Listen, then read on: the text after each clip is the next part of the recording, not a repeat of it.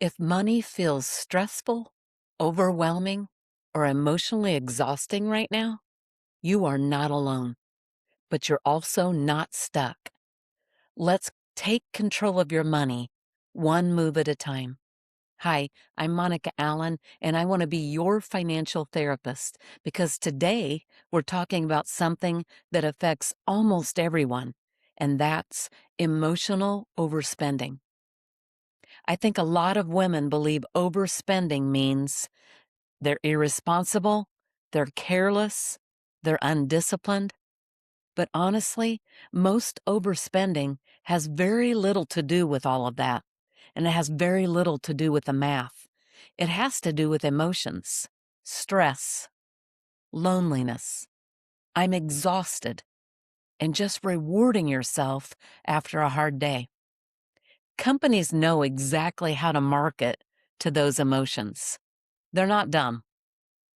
Consumer behavior research has shown that emotional states strongly influence purchasing behavior, especially online spending and impulse purchases.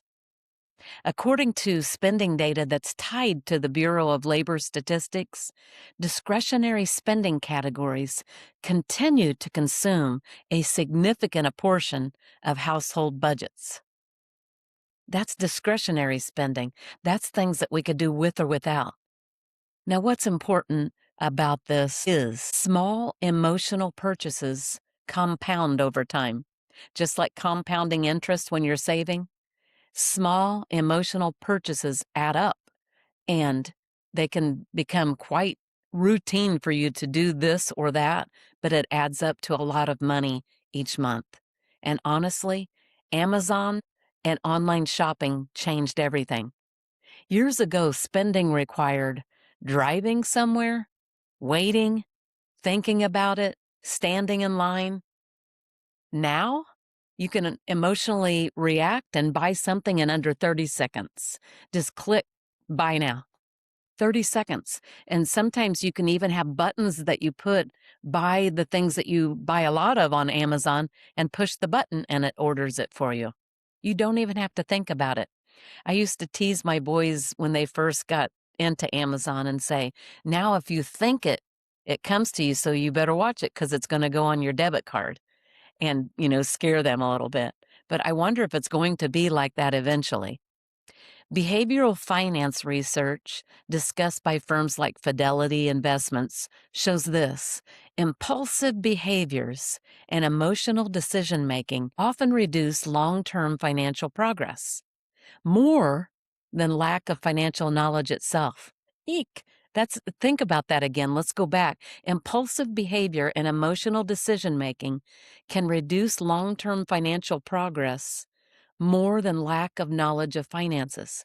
That means the problem is usually not intelligence, it's emotional regulation and learning to quiet down those emotions with something else that might not be as costly. We don't want you to gain weight either, so don't do it with a bowl of ice cream. But pay attention to how you're feeling when you want to start purchasing. We listen to TikTok and Instagram too, and ads just pop up and pop up. And of course, every wrinkle's gone on their face with this new cream over and over. I've fallen into that trap also.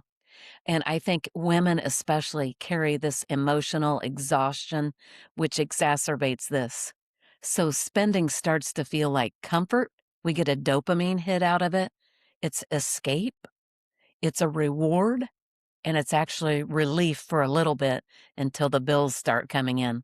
Here's the problem.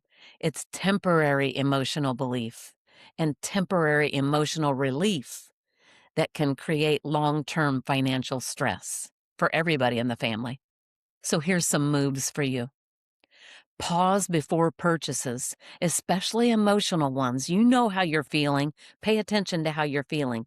And one thing that I do with Amazon, which is one of my bad habits, is I put it in there. And if I'm putting a lot of things in there, I save them for later and try to look at them one time a week, maybe on a Saturday when I'm not rushed. Move number 2, identify your triggers. Are you bored? Are you stressed? Are you hungry? Are you lonely? Are you exhausted? And when you have those type of triggers, stay off of the sites that get you tempted just to purchase something to make your life so much better. Move number 3, replace one spending habit.